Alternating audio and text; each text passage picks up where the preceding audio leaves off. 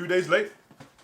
I'm actually not late to the party. I've had the video downloaded, ready to go for reaction, but I'm a bit indifferent about this topic of the Harry Potter HBO series. But let me stop being childish and react to the video because I've had a few messages about it. Everyone knows man's a Harry Potter fan and they see the green light. You already know what house I'm in. Slytherin gang.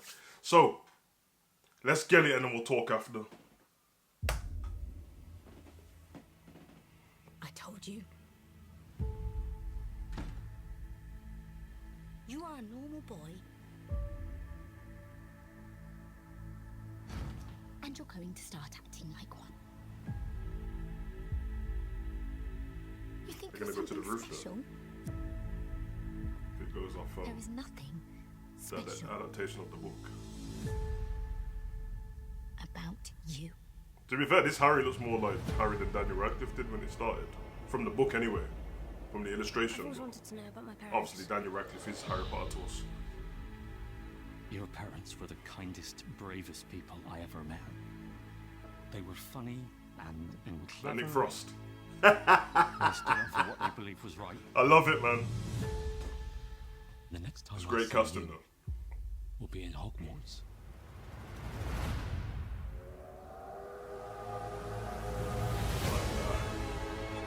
Show me Snape! That's what we came to see. We came to see Snape! Snape with cornrows! Mr. Potter. Snape with a fade! I think we can Ooh! expect great things. Professor McGonagall. That's Homegirl from Ozark, innit? I like it. I like it.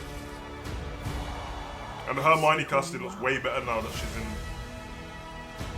Yeah, Malfoy. Miss Garlic.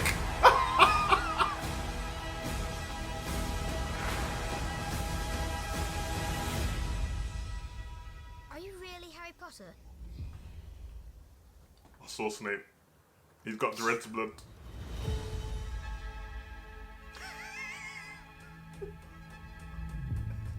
I saw Snape and he's got Dread's blood.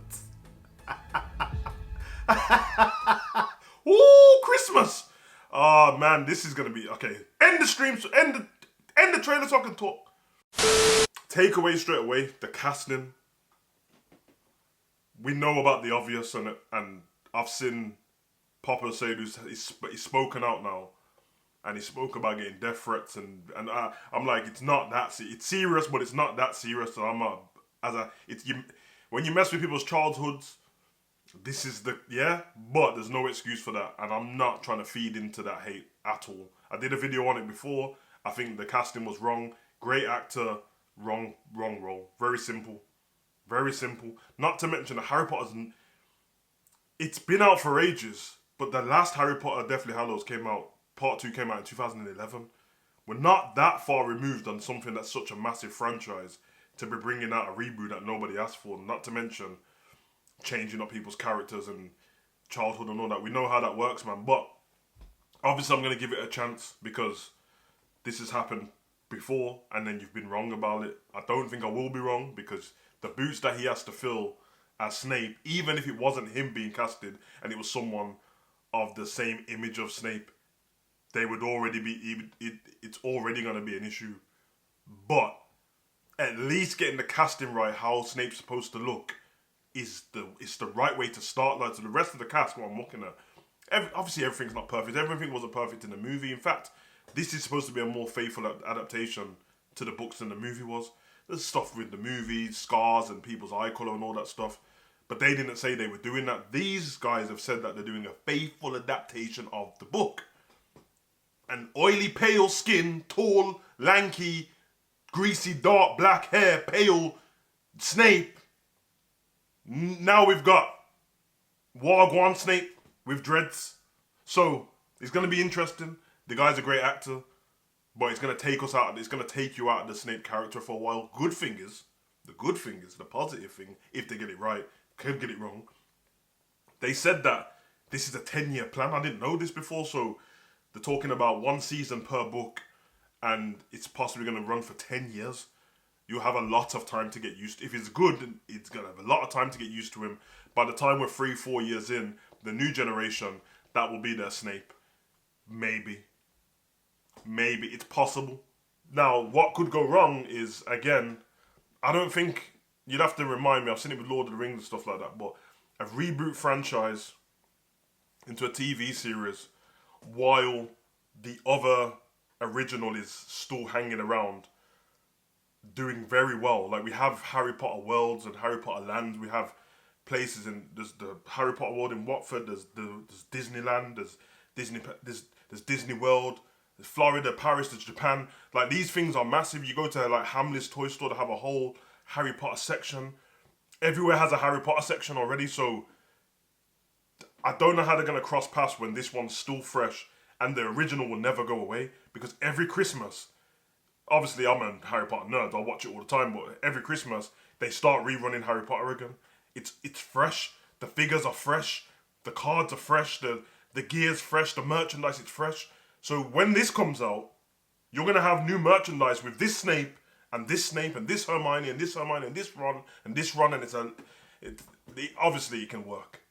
It feels too fresh, but like I said, it's supposed to run for 10 years, so you take 10 years from the end of 2026, we're looking at 2036, 2037, and by then, the original show will be 25 years plus from the ending. From the start, it will be 35 years plus, and then I guess it changes, because I'm sure there was programs, and there has been movies and stuff before I was born, from like the 70s and 80s and all that stuff, that by the time it got to the 90s, late 90s, early 2000s, there was a remake, and I didn't even know there were a remake because I wasn't privy to what was going on.